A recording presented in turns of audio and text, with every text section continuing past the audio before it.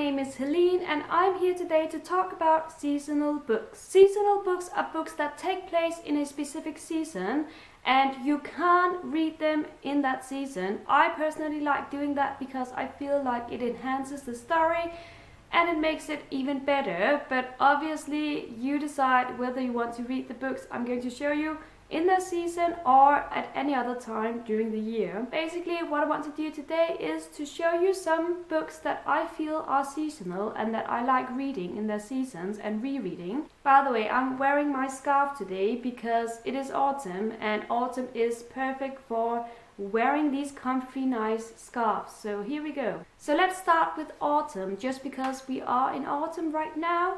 Whenever I think of autumn, I think of Jane Eyre by Charlotte Bronte, which takes place during the cold months in the year, and it has this very autumnal feeling to it. It is also a very beautiful story about a heroine who we follow from childhood till she is in her 20s.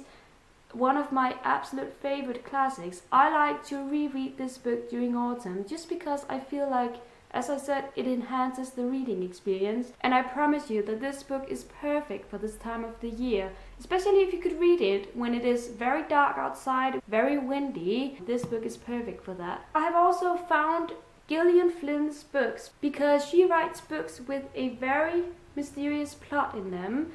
I have so far read Sharp Objects as well as Gone Girl, so if you have read either of these, then you know what I'm talking about. I still have Dark Places to go, but just alone the title makes me think of autumn and creepiness, and I don't know what it is about Gillian Flynn. Maybe she just likes to set her books in this universe, which is very dark and, as I was saying, mysterious, because I don't know other words besides from that one, obviously.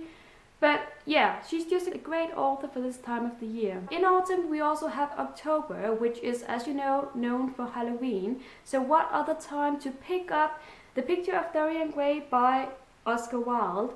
One of my favorite classics because it deals with how you can change as a person and your thoughts can make you do things that you shouldn't have done. I love this story. It is definitely creepy. I actually think it takes place in the spring and in the summer, but that doesn't make it lose its creepiness. It is definitely perfect for this time of the year. Another one of those books is Rebecca by Daphne du Maurier, which takes place in a big mansion, and our main character doesn't really know what is going on in there. She feels like there are some ghosts in there. Another beautiful story that you can definitely read in autumn in order to enhance the story. Northanger Abbey by Jane Austen, which is a book I read very recently. It definitely got me in the mood for Halloween. Even though we are not at Halloween yet, I'm in the mood for it now, because even though most of this book is not very creepy, it does give you its share of creepiness towards the end of the book. And I was creeped out when I read it.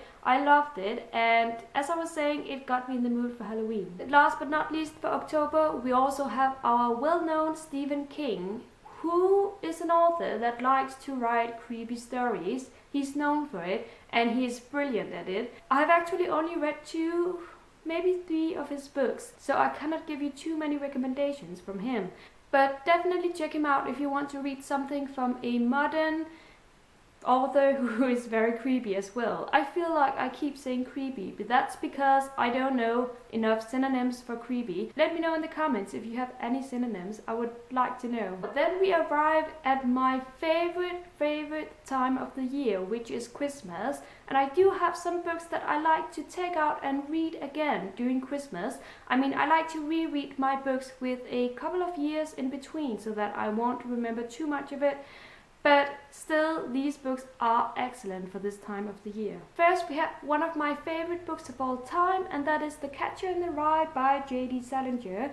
This book takes place in New York during Christmas, and it is amazing. I mean, this is one of those books that you have to be aware of. Some people love it, and some people absolutely despise it. So I'm not saying that you're going to love it. I'm saying that you should try and check it out. And then if you love it, then report back to me. And if not, then please don't tell me, because it kind of hurts my heart whenever people don't love it. I mean, it's okay. It's just that I love this one so much. Holden Caulfield, our main character, is the best. He is pessimistic. He is just annoying, but I just love him so much. I would love to meet him in person, even though I don't think that conversation would go that well, but still, he's just an awesome person. He's grand, if you know what I mean. When we approach Christmas, we also have to read A Christmas Carol and Other Christmas Writings by Charles Dickens.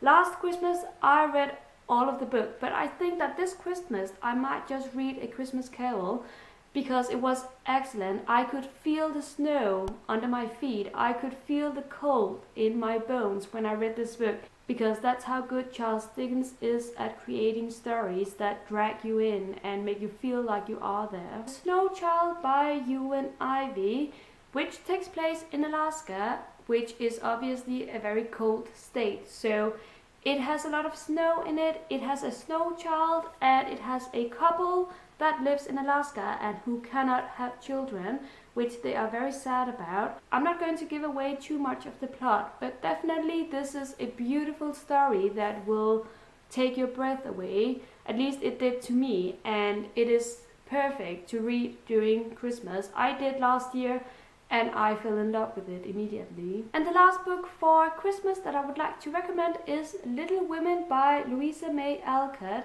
This one is big because it also contains the sequel, Good Wives, but the actual book Little Women is about half this size, so don't be intimidated by this big book. Whenever I think of Little Women, I think of the word heartwarming, because it is very heartwarming.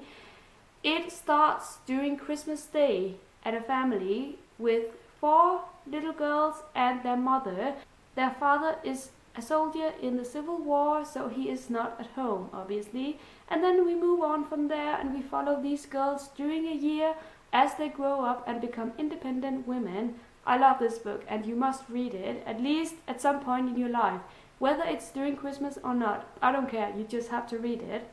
I mean, I do know this one comes with a lot of morals in it, and it can become a little bit too sugary sweet for some, and also for me a little bit, but I still really love it because it is so true and so heartwarming. Then we have spring, and I have only found one book that I would like to recommend to read during spring.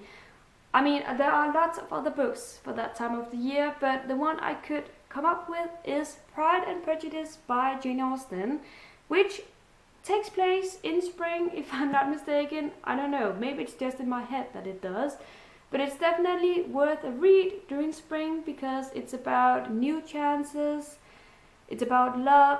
I think you know this because you may know the story, but definitely a book I would recommend. Now we are at summer, which is a time of the year where I like to read light and heartwarming books. First we have The Help by Catherine Stockett, which also takes place in the summer, and it's about a state in Alaska, Mississippi in Alaska, where obviously you have some kind of segregation going on because this is in the 1960s. So it deals with this segregation, which is a very heavy topic, but nonetheless it is written in a very humorous way, which I fell in love with. And I really recommend that you check out this book or the movie if you haven't already. Then we have The Persian Pickle Club by Sandra Dallas, which I read myself last summer, and I read it in like a day. This one was perfect for taking with you out in the garden or to the beach, because it's short, it's funny, and it is such a great story. Especially the ending got me, and I still think about it nowadays. Last but not least, we have Americanah by Chimamanda Ngozi Adichie, which takes place both in America but also in Nigeria, in Africa. We follow this main character who is from Nigeria, but she moves to America, and then we follow her thoughts and her views on the cultural clashes that are between an African country as well as an American country. Very educating, very entertaining, and very true. So all of the books I just mentioned are books that I have read, but to finish this video I also have 3 books that are considered seasonal reads but that I haven't read yet, so I have something to look forward to. First we have Frankenstein by Mary Shelley, which I'm sure you know is perfect for Halloween because it deals with this monster that is created from nature. Very spooky. Oh, spooky, that's another word for creepy. The Woman in White by Wilkie Collins, which I've mentioned in some other videos because I really want to read this, and this one is perfect for autumn and Halloween, I have been told, because it deals with some kind of ghost. And I want to read it, but it is a 1,000-page book, so I need some courage, but I might read it this year. And the very last book is His Dark Materials by Philip Pullman, which I've heard is good for reading during Christmas. But then again, some people have told me that it's only the first book that takes place in the cold months. The rest of the book you can read at other times of the year. But I think I'm going to read all of it this Christmas, if I have time for it, because once again, this is a compilation of all 3 books. Northern Lights, The Subtle Knife, and The Amber Spyglass. So this will take me some time to get through, but if it's good, I think I'm going to fly through it. I feel like I have been talking for a year, because I have been talking about so many books, so many seasons, but I hope that you got something from this video. I hope that you might pick up some of the books that I mentioned, because that would make me very happy. Let me know in the comments if you also like to read books in their seasons, or if you just don't care. I would like to discuss with you. Thank you so much for watching, and have a great day everyone. Happy reading, and bye bye.